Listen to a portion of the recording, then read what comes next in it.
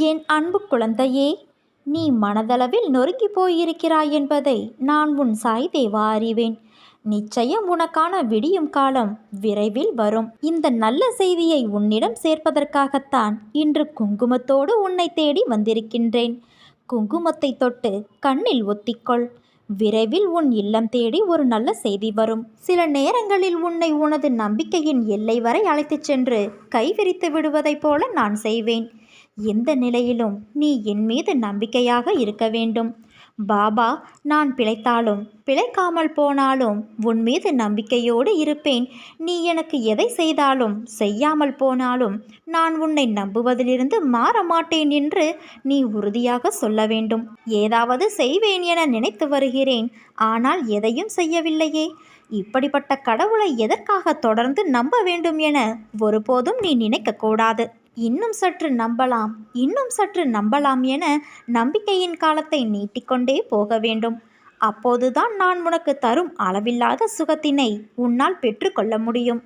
அதே போல குருவின் வார்த்தையை செயல்படுத்துவதற்கு நமது முழுமையான சக்தியினையும் பிரயோகப்படுத்த வேண்டும். ஒவ்வொரு சாய் பக்தனுக்கும் தேவை நம்பிக்கை, பொறுமை மட்டுமே. கர்ம வினைகள் உன்னை விட்டு விலகப் போகிறது. கடன் தொல்லைகள் விலகப் போகிறது. வர வேண்டியது வந்து சேரப்போகிறது. நீ எதற்காக காத்திருந்தாயோ அது நிச்சயம் நிறைவேறும். நீ விரும்பிய வாழ்க்கை, விரும்பிய வேலை, இவை அத்தனையும் உனக்கு கிடைக்கும். எப்போதும் எந்த சூழ்நிலையிலும் எதற்காகவும் வருத்தத்தோடு இருக்காதே. மகிழ்ச்சியாக இருக்க பழகிக்கொள். உன்னிடம் இதை நான் உனக்கு பலமுறை எடுத்து சொல்லிவிட்டேன். ஆனால் நீயோ புரியாமல் குழப்பத்தில் புலம்புகிறாய். அப்பா, நான் ஓயாமல் ஓடிக்கொண்டு இருக்கிறேன். இன்னும் எப்போது எனது துயரங்கள் அகலும்? எப்படி எனது பிள்ளைகளை நான் கரை சேர்ப்பேன்? எனக்கு ஓய்வே இல்லையா? கைப்பிடித்து தூக்கிவிட ஒருவர் கூட இல்லை. தன் கையே தனக்கு உதவி என்று தினமும் ஓடிக்கொண்டே இருக்கிறேன். உடன் பிறந்தவர்கள் ஒதுங்கி விலகி செல்கிறார்கள். உறவுகள் என்னை விட்டு வெகு தூரம் சென்றுவிட்டது. எதற்காக நீ இப்படி புலம்பிக் கொண்டே இருக்கிறாய்? நான் ஒருவன் இருப்பதை மறந்து நீ புலம்பிக் கொண்டு இருக்கிறாய். முதலில் உன்னை முழுவதுமாக நம்பு. அப்போதுதான் அனைத்தும் உன்னை தேடி வரும்.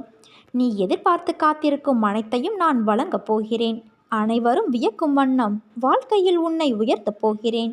நீ மகிழ்ச்சியாக இருக்கப் போகிறாய். அப்பா உன்னோடு நான் எப்போதும் இருப்பேன் என் தங்கமே. நீ எதற்காகவும் கலங்காதே. உனது பாரத்தை நான் சுமந்து கொண்டு இருக்கிறேன். எப்போதும் எதற்காகவும் கலங்காதே. உன்னுடைய சோதனை காலத்தை நான் பார்த்து கொண்டுதான் இருக்கிறேன்.